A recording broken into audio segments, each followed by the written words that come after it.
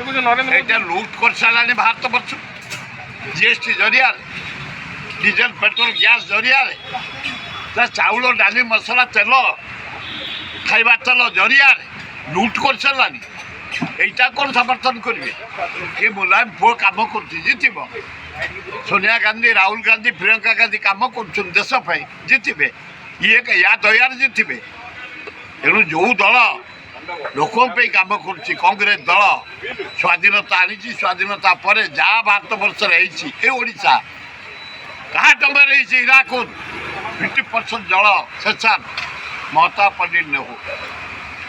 ଆଜି ଯଦି ପାରାଦୀପରେ ବନ୍ଦର ବିଜୁ ପଟ୍ଟନାୟକ ପଣ୍ଡିତ ଜବାହରଲାଲ ନେହରୁ ଷ୍ଟିଲ୍ ପ୍ଲାଣ୍ଟ ରାଉରକେଲା ପଣ୍ଡିତ ଜବାହରଲାଲ ନେହରୁ କଂଗ୍ରେସ କରିଛି ତା ଅଣନାତି ରାହୁଲ ଗାନ୍ଧୀ ଏବଂ ଅଣନାତୁଣୀ ପ୍ରିୟଙ୍କା ଗାନ୍ଧୀ ନେତୃତ୍ୱରେ ଭାରତ ସରକାର ଗଢ଼ିବ ଏବଂ ଓଡ଼ିଶାରେ କଂଗ୍ରେସ ସରକାର କରିବ। ସାର୍ ଆଉ ଗୋଟେ ଜିନିଷ ହେଉଛି ଆପଣଙ୍କ ପୁଅ ମନୋଜ ରାଉତରାୟ ସେ ଇସ୍ତଫା ଦେଇଛନ୍ତି ସରକାରୀ ଚାକିରି ଗୋଟେ ଚର୍ଚ୍ଚା ହେଉଛି ଯେ ସେ ବିଧାୟକ ହେବେ ବୋଲି ସରକାରୀ ଚାକିରି ଛାଡ଼ିଦେଲେ ହେଲା ପରେ ମୁଁ ତାକୁ କହିଲି ଛାଡ଼ ମୋତେ 80 ବର୍ଷ ସେମିତି କହିବ ମୁଁ କଂଗ୍ରେସ ଅଛି ସେ କୁଆଡ଼େ ଯିବ?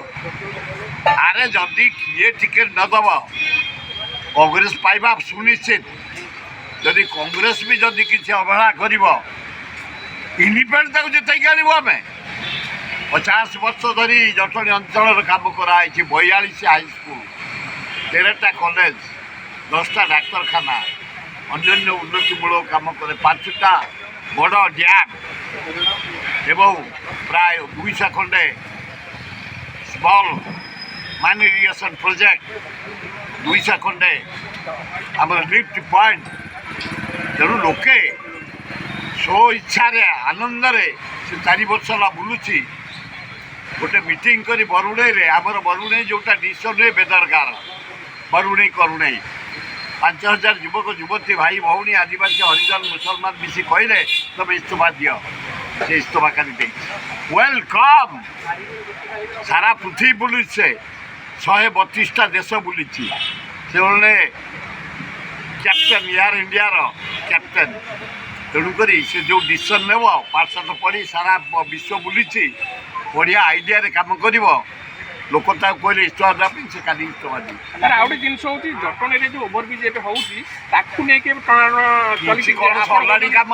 କାମ ଆରେ ମୁଇଁ ଆରମ୍ଭ କରିଦେବି ମୁଇଁ ତାକୁ ଶେଷ କରୁଛି। କିନ୍ତୁ ବିଜେଡି କହୁଛି ଯେ ଏଇଟା ବିଜେଡି କିଏ ସେଠି ଅଛନ୍ତି ଖତଖିଆ ଗୁଡ଼ାକ ପୁରା ଘଷି ପାଉଛ।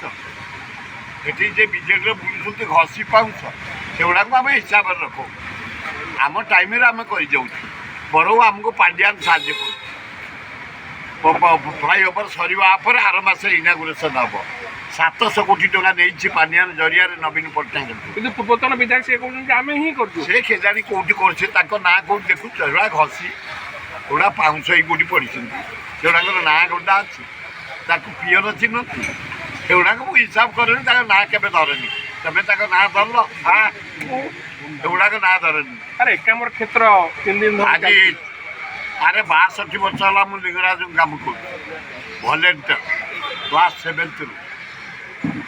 ଇଏ ଯାହା ହେଇଛି ଲିଙ୍ଗରାଜଙ୍କର ଡେଭଲପମେଣ୍ଟ ହରେକୃଷ୍ଣ ମହତାବ ସତ୍ୟପ୍ରିୟ ମହାନ୍ତି ଚିନ୍ତାମଣି ପାଣିଗ୍ରାହୀ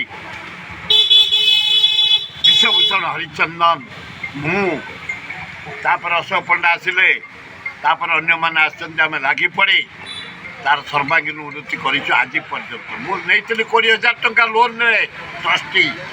ମୁଁ ଯେଉଁଦିନ ଛାଡ଼ିକି ଆଇଲି 8 କୋଟି ଟଙ୍କା ଫିକ୍ସ ଡିପୋଜିଟ୍ କରିବାକୁ 5 କୋଟି ଟଙ୍କା ହାଉସିଂ ବୋର୍ଡ଼ରେ ବାକି ଥିଲା। ଏ ଯେଉଁ ଡୁମଡୁମା ଆମର ଏପଟେ ଭୀମଟାଙ୍ଗି ଜମିଗୁଡ଼ା ଲିଙ୍ଗରାଜଙ୍କର ସେ ପଇସା ଆଣିକି ଡିପୋଜିଟ୍ କରି 8 କୋଟି ଡିପୋଜିଟ୍ ହେଇଛି। ଡେଲି ନୀତି ପାଇଁ ଦରକାର 3,000 ଆମେ ଏଇନା 10,000 ଟଙ୍କା ସୁଧ ପାଉଛୁ ପ୍ରତିଦିନ ଷ୍ଟେବଲ୍। ଏବଂ କାଲି ଯେଉଁ ଆଜି ଯେଉଁ ଭୂମି ପୂଜା ହେଲା ନବୀନ ବାବୁଙ୍କୁ ଧନ୍ୟବାଦ ପାଣ୍ଡିଆନଙ୍କୁ ଧନ୍ୟବାଦ। ଆମେ ଗୁଡ଼େ ମେୟର ଅଶୋକ ପଣ୍ଡା ଆମର BDA-BC ଆମର commissioner municipality commissioner police collector Khordha ସବୁ ଆମେ ମିଶିକରି 3 ଦିନର ପ୍ରୋଗ୍ରାମ୍ କରୁଛୁ। ଆଜି ବଢ଼ିଆ ପ୍ରୋଗ୍ରାମ୍। ଆଜି ଭଜନ ଯିବ ଶୁଣିବା ପାଇଁ ହରିହର ଆସୁଛୁ ଅନ୍ୟମାନେ ଆସିବେ।